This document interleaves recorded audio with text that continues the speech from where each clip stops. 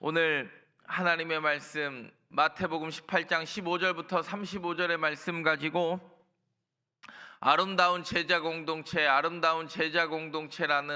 제목으로 하나님의 말씀 선포하도록 하겠습니다. 교재 갖고 계신 분들은 22페이지를 피시면 좋을 것 같습니다. 여러분, 신앙생활은 혼자 합니까? 여러 명이 같이 합니까?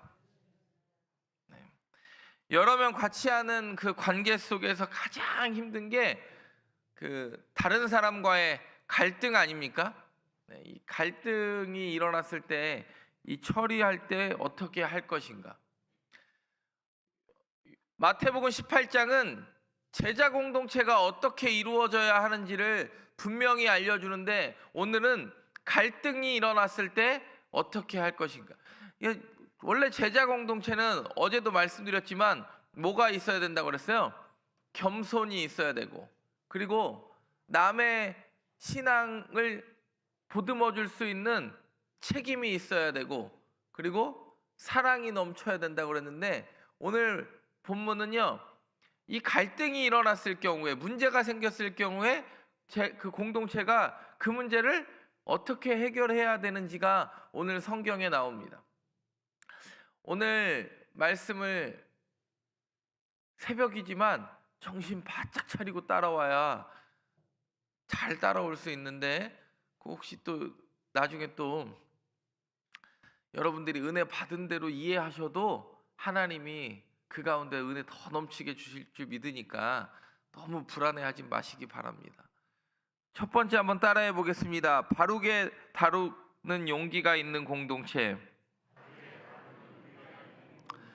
오늘 본문을 보면 15절에 보세요. 오늘 본문 15절과 20절을 잘 이해하셔야 이 21절부터 35절도 이해할 수 있는데, 15절 시작.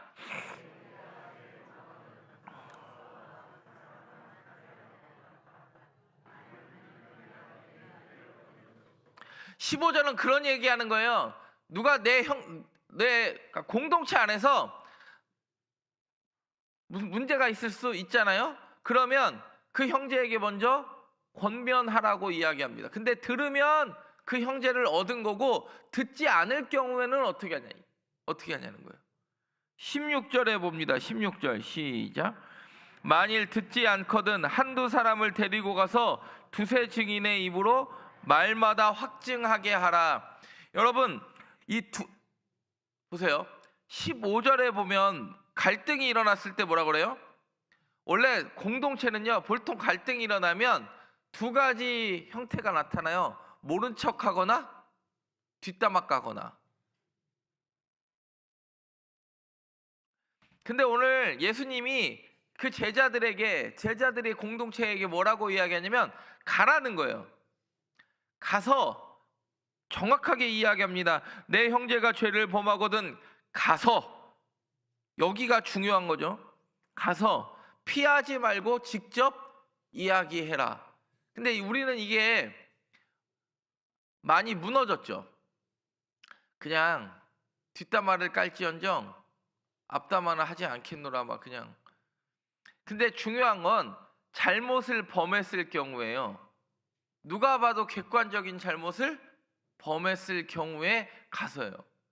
내 기분에 상관없이 가서. 그런데 오늘 이 본문을 자꾸 소그룹이나 기도의 본문으로 오해하면 큰일 납니다. 마태복음은요, 율법의 유효성을 강조하고 구약의 이야기를 끌고 들어오기 때문에 마태복음에서 두세 증인 나오면 무조건 재판이랑 관련돼 있는 거예요. 근데 이 본문을 갑자기 구역 예배 때 한 3명 모여놓고 두세 사람이 모인 곳에 나도 그들 중에 함께 있다고 그랬으니까 우리와 함께 하시나는, 이렇게 되면은 이게 완전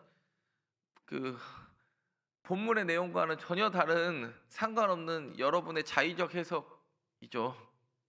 그래도 그렇게라도 은혜 받으시는 것도 굉장히 중요하다고 목사도 생각을 합니다. 근데 목사도 할 말은 해야 되지 않습니까? 보세요. 갑자기 오늘 뭐라 그래요? 잘못 이야기하고 항상 판결은 2명이나 3명의 증인으로. 왜냐하면 마태복음은 꼭 1명 고쳐요, 2명 이상 고쳐요. 그렇죠. 중풍병자들도 고치고, 소경도 몇 명이에요? 2 소경을 고치고, 항상 그러니까 다수를 고친다고. 혼자 이런 건 아니에요. 마태복음 끝까지 예수님이 부활하고 부활의 증인이 1명이 나타날 때까지 마태복음 다 복수해요. 왜요? 그 증인이 확실함을 증언하기 위해서. 신명기 17장 보세요. 신명기 17장 6절 보면, 제가 신명기 17장 6절 보겠습니다. 시작. 죽일 자를 2 사람이나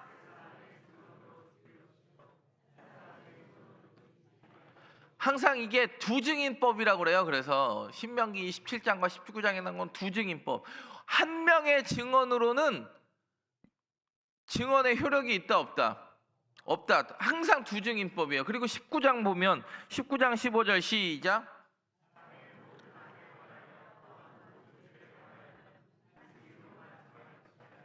두 증인의 입으로나 또는 3 증인의 입으로 그 사건을 뭐하며. 마태복음은 2-3 증인 나오면 그냥 뭐 2명, 3명 뭐 소그룹에 이런 이야기가 아니에요. 2-3 증인 나오면 무조건 재판이랑 연결돼 있어요.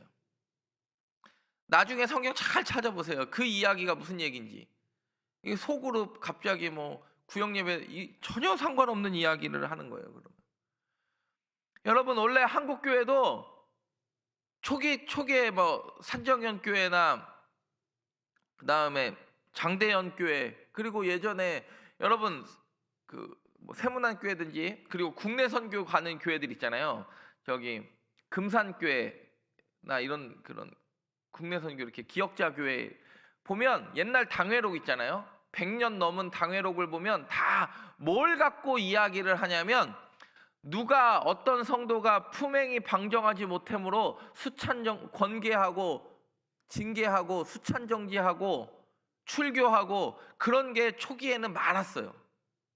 근데 나중에 교회들이 어떤 느낌이냐면, 좋은 거니까 요즘은 교회의 징계가 사라졌어요. 옛날에는요,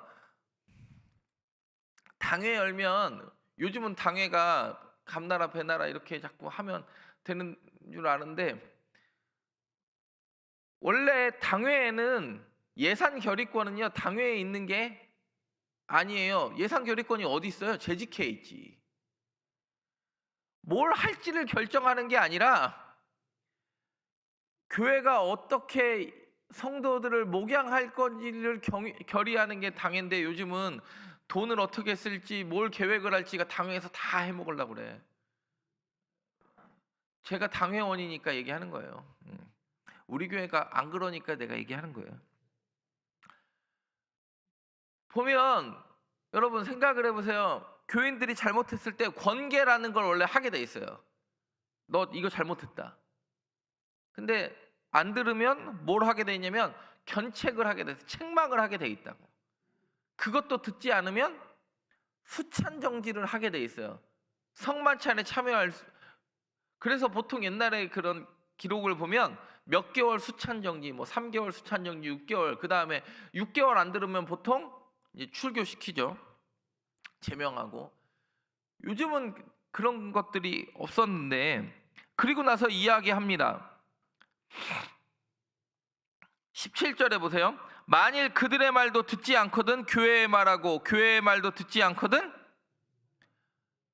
마태복음에서 가장 부정적인 말은 네가 뭐와 같다? 이방인과 세리와 같다. 이방인과 같이 하려느냐? 뭐 이거는 굉장히 마태복음에서 치욕적인 말 아닙니까? 그리고 18절에 보면 이렇게 이야기합니다. 18절에 진실로 너희에게 이르노니 무엇이든지 너희가 땅에서 매면 하늘에서도 매일 것이요 무엇이든지 땅에서 풀면 하늘에서도. 이게 기도입니까? 지금 여러분, 이게 마태복음 18장 18절이 네가 땅에서 매면 하늘에서도 매일 것이요 땅에서 풀면 하늘에서도 풀리리라. 이게 기도입니까? 지금 이게 기도의 본문이 아니라는 걸 여러분 명심하시기 바랍니다. 이거 정확하게 뭐라고 이야기하냐면 지금 마태복음 18장은 공동체 설교인데, 공동체가 바로 서려면 가서 징계하고 혼자의 감정, 개인적인 감정으로 이야기하지 말고 두세 사람의 말로 확증하고, 그리고 그걸 하나님도 인정하실 거라는 이야기입니다. 그리고 19절에 이야기합니다. 19절에 진실로 다시 너희에게 이르노니 너희 중에 두 사람이 땅에서 합심하여 무엇이든지 구하면, 이게 이제 또 기도처럼 보이긴 하지만, 하늘에 계신 내 아버지께서 그들을 위하여 이루게 하시리라. 그 재판 두 증인 이상으로 확증하면 그게 어디에서도 확증된다는 소리예요. 하늘에서도 확증된다는 소리입니다. 20절에 뭐라고 그래요? 두세 사람이 모인 곳에 내 이름으로 모인 곳에 나도 그들 중에, 이게 갑자기 구역예배 본문으로 가면은 보세요.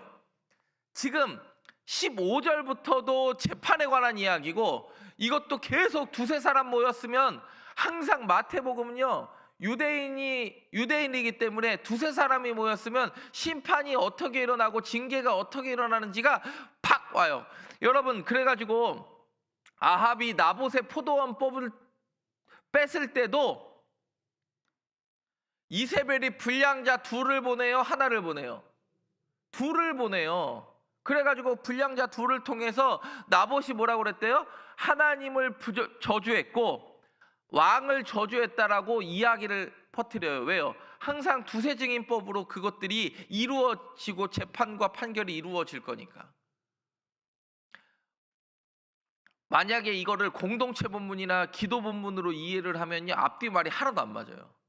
갑자기 15절에서 형제의 잘못을 이야기하고, 그리고 21절부터 몇 번 용서하라고 그래요?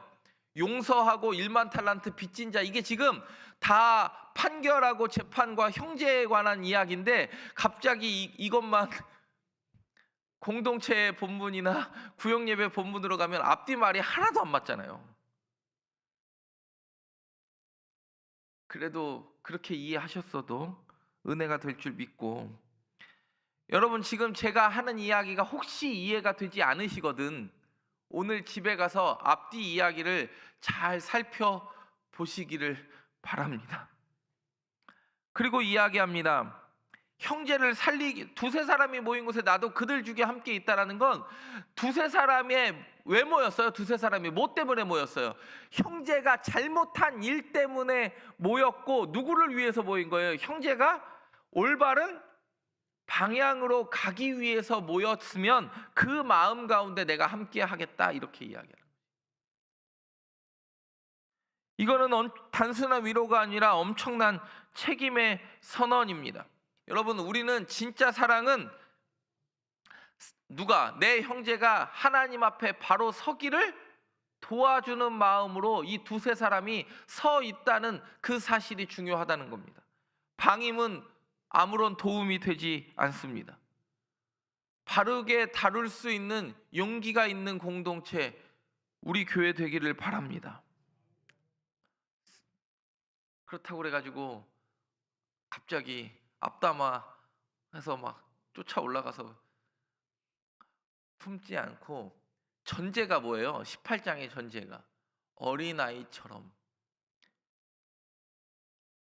겸손하고 그 형제를 책임질 수 있는 믿음의 책임을 가지고 있고, 사랑으로 품는 전제가 있을 때 전제가 있으니까 책망도 가능한 거예요. 근데 우리는 오늘 혹시 이 말만 듣고, 아우 그 인간 내가 지난번에 저기 노름하는 것도 보고,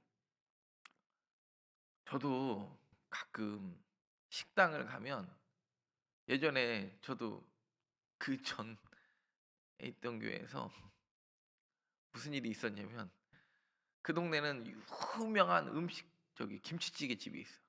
제가 좋아하는 은주정이라는 김치찌개 집이 있어요. 점심에 여기 목사들하고 점심을 먹으러 갔어. 거기에 청계천 옆에 있는, 나중에 여러분 은주정이라고 한번 검색해 보세요. 맛있는 김치찌개 집. 가는데 이미 그때가 점심인데, 이미 그분은 나를 못 알아봐.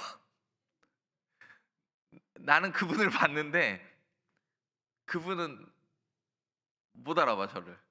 이미 저기 두꺼비에 흠뻑 취하셔가지고, 두꺼비, 이 목사가 두꺼비인지 빨간 두꺼비인지 초록 두꺼비인지 이미 저를 못 알아봐.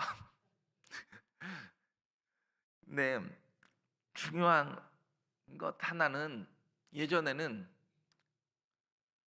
여러분 한국 교회가 그나마, 우리가 기독교인들은 초기 교회에 술 먹지 않고 부정한 것 하지 않고 노름하지 않고, 그 다음에 그때 소위 말하는 첩과 기생, 그런 일들이 예전엔 되게 많았잖아요. 뭐 작은 부인, 뭐 본부인, 뭐 이런 거 뭐 엄청 많지 않았습니까?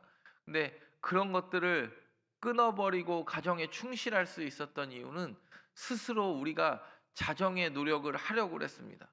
왜냐면 내가 예수를 믿는 것이 남보다 나를 낮게 여기고, 낮게 여기는 게 아니라 낮게 여기고 스스로 정화하려는 노력이 있었기 때문입니다. 여러분, 저는 이 자리에서 어떤 잘못을 한 누군가를 정죄하려고 예수님이 지금 이 말을 한다고 생각하진 않습니다. 정죄하기보다 그를, 잘못한 사람을 어떻게 그 공동체가 갈등 속에서 품어낼 것인가를 이야기하는 거예요. 바르게 다루는 용기가 저와 여러분 가운데 있기를 간절히 바랍니다. 두 번째 한번 따라해 보겠습니다. 끝까지 용서하는 공동체. 바르게 다룰 줄 알면 뭐 한다고요? 끝까지. 오늘 21절과 22절 우리가 알죠? 주님, 베드로가 그때 나와 이르되 주여, 형제가 내게 죄를 범하면 몇 번이나 용서하여 주리이까? 7번까지 하오리이까? 그러니까 뭐라고 합니까? 예수께서 이르시되 내게 이르노니 7번뿐 아니라 7번을. 원래 유대인들은요, 유대인의 종교 안에서는 용서가 이제 종교적 행위 안에 있으니까 3번 정도는 용서할 수 있다. 그러면 베드로는 지금 주님한테 크게 잡은 거예요? 적게 잡은 거예요? 원래 우리는 3번 정도는 용서하는데 주님, 내가 7번까지 하면 잘하겠습니까? 그랬더니 주님이 뭐라고 그러냐면 7번씩 70번까지라도 할지니라. 490번 하라는 얘기가 아니잖아요. 용서하고 용서하고 용서하고 용서하고 네가 용서가 끝날 때까지. 우리는 잘 압니다. 하나님 나라는 계산하는 공동체가 아니라 은혜로 사는 공동체라는 걸 압니다. 베드로도 내가 몇 번 용서했는지 체크해가지고 내가 진짜 7번 참았다. 요즘 뭐 7번 참는 사람도 없지만 주님이 이야기하십니다. 용서는 계산하는 것이 아니다. 네가 은혜 받은 만큼 살아라. 요셉이요, 자기 형들이 자기를 팔았어요. 그랬더니 요셉이 어떻게 용서해요? 억울함을 풀고 뭐라 그럽니다. 뭐라 그래요? 이게 성경에 2번 나오잖아요. 당신들은 나를 해하려 하였으나 하나님이 그것을 선으로 바꾸셨다. 내 마음은 여전히 불편함, 도저히 나는 용서할 수 없는 형들이지만 누가 내 마음을 바꾸셨다고요? 하나님이 내 마음조차도, 내 억울함조차도 선으로 바꾸셔서 오늘과 같이 많은 백성의 생명을 구원하게 하시니, 나는 처음에 이해하지 못했는데 하나님이 내 마음을 만지셨다. 여러분, 지금 앞뒤가 다 용서 본문이에요. 재판과 용서.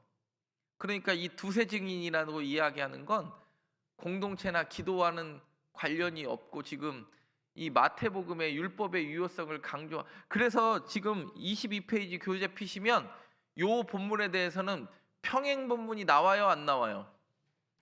평행 본문이 안 나온다라는 건, 두세 사람이 모인 곳에 이런 거는 평행 본문이 안 나온다라는 건 마태복음에만 나오는 이야기고, 이게 율법의 유효성이 얼마나 중요한지. 이게 사실 마태복음은 이 두세 사람을 이야기할 수 있지만 마가와 누가 같은 경우에는 이야기해도 이 신명기를 이해를 못하고 열왕기하를 이해를 못했기 때문에 이해할 수가 없는 본문 아닙니까? 그러니까 누가복음은 뭔만 하라 그래요? 그냥 무조건 용서만 더 하라 이 얘기만 하지 앞뒤 이야기를 할 수가 없어요. 여러분, 스데반이 돌 맞아 죽을 때 뭐라고 했는지 아십니까? 주여 그들의 죄를 그들에게 돌리지 마옵소서.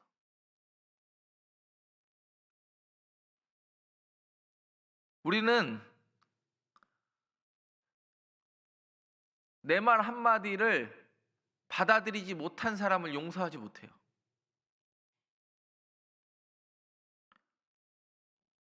회의 때 내 의견을 받아들이는 사람은 내 편이고 받아들이지 않는 사람은 내 편이라고 생각할 때가 많아요. 그리고 내가 장이 될 것인가 장이 안 될 것인가를 가지고 논의할 때가 많이 있습니다. 여러분, 우리 교회는 남의 허물을 덮어줄 줄 알고 이미 용서받은 사람답게 끝까지 용서할 수 있게 되기를 바랍니다. 용서하지 않으면 실제로는 누가 죽는지 아세요? 용서하지 않는 원망만 불평만 가지고 있는 실제로는 내 영혼이 죽는 거예요. 내가 그 사람 용서하지 않으면 상처는 깊어지고 관계는 끊어지고 영혼은 메말라 갑니다. 주님이 우리에게 물으십니다. 너는 어디까지 용서할 수 있는가? 주님이 우리에게 또다시 대답하십니다. 내가 너를 그렇게 용서했다. 끝까지 용서하신 주님 붙잡고 여러분 끝까지 용서할 수 있는 공동체 되기를 간절히 바랍니다. 아름다운 제자 공동체 세 번째는요, 한번 따라해 보겠습니다. 용서를 흘려보내는 공동체. 1만 탈란트 빚진 자랑 100데나리온 빚진 자가 등장을 합니다. 그래서 제가 오늘 교재 23페이지 보면 달란트를 계산하게 해놨어요. 그러면 보세요. 어떤 임금이 1만 달란트는요 우리가 달란트 시장을 옛날에 많이 했으니까 달란트를 보면 달란트는 그냥 뭐 한 1달란트가 뭐 300원, 500원 뭐 이렇게 그런 계산이 아니죠. 보통 달란트는 최소 몇 천억 아닙니까? 요즘 금값으로 치면 최소 1000억이 넘는 거예요. 요즘 금값으로 치면. 제가 이 교재를 만들 때만 해도 달란트를 보면 1만 달란트는 3에서 5조 원이라고 이야기했는데 최근 금값으로 제가 한번 어제 계산해 보니까 한 6조 원은 되더라고. 지금 우리 그냥 1만 달란트를 금으로만 환산해도 최소 6조 원 이상이 되는 돈. 어마어마한 돈이에요. 사람이 갚을 수 있는 돈이에요, 못 갚는 돈이에요. 일을 해도요, 최소 만약에 한 데나리온을 받는다 그러면 쉬지 않고 20만 년을 일해야 20만 년 100년도 못 사는 인생, 연약한 인생인데 20만 년을 일해서 이거 뭐 갚을 수 있는 개념이 아니에요. 근데 왕이 어떻게 합니까? 오늘 성경 보면 불쌍히 여겨서 뭐라 그래요? 전부 탕감해줘요. 완전한 은혜, 완전한 용서를 이미 1만 달란트 빚진 자가 받았어요. 근데 집에 가다 보니까 100데나리온 빚진 자, 20만 년 빚을 까주는 사람, 은혜를 받은 사람이 100일급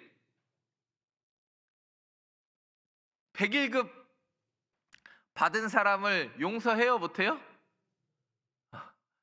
용서가 흘러가는 게 아니라 나만 용서받으면 돼라고 해서 이게 자기 고집으로 바뀌어요. 예수님은 좀 전에 뭐라고 그랬어요? 끝까지 용서하라고 그랬는데 용서가 나는 용서받는 건 아주 괜찮은 일이고 제 용서하는 건 내가 배 아파서 견딜 수 없는 일이 되어버렸어요. 그랬더니 그 이야기를 듣고 왕이 다시, 임금이 다시 불러요. 야, 내가 너한테 1만 달란트를 탕감해 주었는데 어떻게 너 100데나리온도 네가 받은 은혜가 얼마나 큰데 그것도 용서하지 못하는가? 여러분, 예수님이 우리가 아는 대로 십자가로 전부 용서하셨습니다. 사순절은 내가 혹시 용서하지 못하고 마음의 분함과 원통함이 있는 그 사람을 위해서도 품고 기도할 수 있는 아름다운 제자 공동체 되는, 그게 사순절 아닙니까? 사순절이 내가 새벽기도 나와 40일을 개근함을 증명하는 게 아니라 40일 동안 내 용서받은 사람답게 누군가를 용서할 수 있는 내 마음이 넓어지는 시간 되기를 간절히 바랍니다. 우리는 상처를 묵상할 때가 많이 있어요. 말씀을 묵상해도 참 부족한데 나를 힘들게 했던 그 사람의 그 한마디를 묵상하고 또 묵상할 때가 많이 있어요. 목사도 그래요. 목사의 적은 목사예요, 장로예요, 집사예요, 권사예요? 목사의 적은 보통 목사일 때가 많아요. 네. 목사의 적은 보통 목사지. 저도 잘 나갈 때가 있었습니다. 지금은 잘 안 나가는 것 같아 보이죠? 저도 잘 나갈 때가 있었어요. 근데 잘 나가는 거를, 목사가 잘 나가는 걸 누가 제일 배 아파하는지 아세요? 그봐. 혹 만약에 제가 뭐 잘 나간 적도 또 있다고 그랬으면 내가 또 너무 교만한 것 같으니까 또 오해할까 봐. 혹시 내가 뭐 이렇게 좀, 어떤 목사가 인기가 많으면 그 목사가 배가 아플까요, 안 아플까요? 이게 참 쉽지 않더라고. 뭔가가 좀 잘 나가면 목사들끼리 서로 흠집내기가 바쁠 때가 많아요. 여러분, 상처를 묵상하지 마시고 누군가의 말 한마디나 서운함 한마디를 묵상하지 마시고 이미 용서받은 사람답게 용서를 흘려 보낼 수 있기를 간절히 바랍니다. 사도 바울이 뭐라고 그랬어요? 내가 죄인 중에 괴수다라고 그래요. 왜 그런 표현을 해요?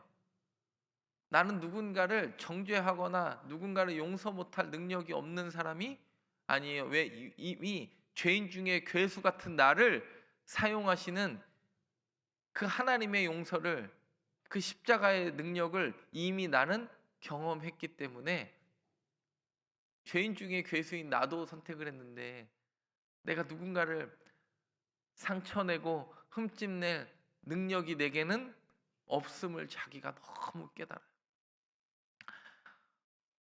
사랑하는 성도 여러분, 주님이 우리에게 묻습니다. 네가 속한 공동체는 어떤 공동체인가? 용서가 이루어지는 공동체 되기를 간절히 바랍니다. 아름다운 제자 공동체로서의 모습을 끝까지 지킬 수 있는 우리 교회 되기를 바랍니다. 바르게 이야기할 수 있고 끝까지 용서할 수 있고, 그리고 용서가 흘러가는 공동체, 주께서 원하시는 가장 아름다운 제자의 모습이 있는 그런 우리 송정교회, 그런 사순절을 보내는 저와 여러분 되기를 간절히 바랍니다. 기도하겠습니다. 사랑의 하나님, 우리는 용서받은 사람임에도 불구하고 여전히 용서하지 못하고 살아갈 때가 많이 있습니다. 작은 상처를 붙잡고 마음을 닫고 형제를 판단하며 살아왔던 우리의 모습을 돌아봅니다. 우리를 불쌍히 여겨 주옵소서. 하나님께로부터 갚을 수 없는 은혜로 용서받은 자임을 잊지 않게 하시고 그 은혜를 기억하며 살아가게 하옵소서. 우리의 마음을 부드럽게 하시고 굳어진 마음은 녹여주시고 용서하지 못하는 마음이 있다면 내려놓게 하시고 미워하는 마음 대신 사랑을 선택하게 하옵소서. 우리 교회가 정죄하는 공동체가 아니라 회복시키는 공동체 되게 하시고 상처를 주는 공동체가 아니라 치유하는 공동체 되게 하옵소서. 용서가 살아있는 공동체 되게 하시고 날마다 우리가 먼저 용서하며 먼저 손 내밀며 먼저 사랑하게 하옵소서. 예수님의 이름으로 기도드립니다. 아멘.